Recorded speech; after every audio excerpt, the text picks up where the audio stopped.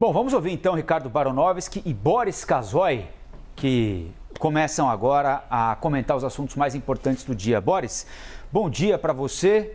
Mais ou menos, eu sou o teto de gastos, foi isso que quis dizer o ex-presidente Lula, né? Isso é suficiente para o mercado financeiro e mais... É claro que esse é um discurso que, do ponto de vista eleitoral, pode funcionar muito bem, não é? A Faria Lima tem que entender que o governo tem de investir, o povo precisa de dinheiro. Você acha que é o mesmo discurso que ele faz em encontros reservados, com empresários, com o sistema financeiro, ou é um pé lá, um pé cá, um pé em cada canoa, hein, Boris? Claro que o discurso é outro. Bom dia, Stephanie, bom dia, Rafael Colombo, bom dia, Ricardo. Esse discurso do Lula, se você procurar a verdade verdadeira, você vai perceber que é exatamente o contrário do que ele diz. O limite de gastos estabelece uma disciplina, não obriga você a não destinar dinheiro para saúde, educação, segurança, alimentação, etc. Ele diz o seguinte: chega, esse é o limite. Por quê? Porque quando você ultrapassa o limite, você causa um mal para o país, por exemplo, inflação, que acaba roubando a pessoa, acaba tirando possibilidades de a pessoa ter todas essas benesses do Estado, ou então um usufruto do seu próprio salário. Por outro lado, a inflação rouba o indivíduo, o cidadão, de maneira diferente do que um roubo, do que um dinheiro tirado diretamente. O salário fica menor. Uma outra coisa que o Colombo ressaltou é que o Lula diz o seguinte: não, o teto de gastos sou eu. Isso me lembra Luís XIV ou Luís XV, na França, dizendo a lei sou eu, o rei sol, né? A lei sou eu. Não é bem assim, né, Lula? Tem uma legislação aprovada pela Câmara, aprovada, enfim, pelo Congresso, votada, discutida, que cria esse teto de gastos.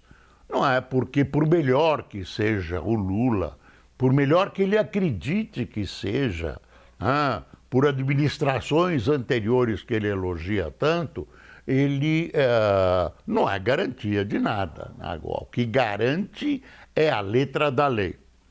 Outra coisa, essa entrevista concedida ao UOL, está nos jornais hoje, é uma entrevista longa, serviu para o Lula, para ele aparar determinados quadros que ainda podem ser aprimorados das relações dele, que não estão tão bem assim, como com militares, com o próprio meio econômico-financeiro, com alguns setores do empresariado. Ele está aparando arestas. Agora, quando ele faz uma declaração, voltando àquela declaração da responsabilidade fiscal, ele explora o desconhecimento que o homem médio, que o homem simples, que o cidadão ou a cidadã mais simples tem das regras econômicas. Ele culpa a responsabilidade fiscal pelas deficiências. Aliás,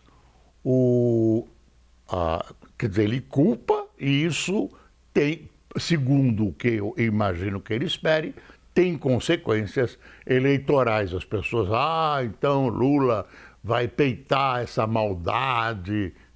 Bobagem, né? É um pronunciamento eleitoral. Ele esqueceu de falar um pouco da Petrobras, que o PT quebrou. O PT quebrou. Quer dizer, agora, durante a campanha, que vão aparecer esse quadro, essas situações. E, lamentavelmente, a gente está vendo que os dois principais candidatos, que estão ocupando o primeiro e o segundo lugar, estão titubeando em relação aos debates na televisão e no rádio. Lamentavelmente. Eu sempre tive a certeza, há anos, que os primeiros colocados, mais exatamente o primeiro colocado, não se interessa muito pelo debate, porque se ele bateu a cabeça no teto, ele só tem a perder. É esse o raciocínio pequeno, vazio do político brasileiro, que geralmente todo primeiro colocado em qualquer eleição aqui no Brasil adota. Enfim, mais uma entrevista de caráter eleitoral, muito esperta do Lula, e ele não ganhou votos da Faria Lima, né, porque ele não tem exatamente todos os votos que ele quer, mas deve ter arrematado alguns votinhos das pessoas mais ingênuas e que acreditam em histórias como que responsabilidade fiscal é danosa para o seu salário. É isso.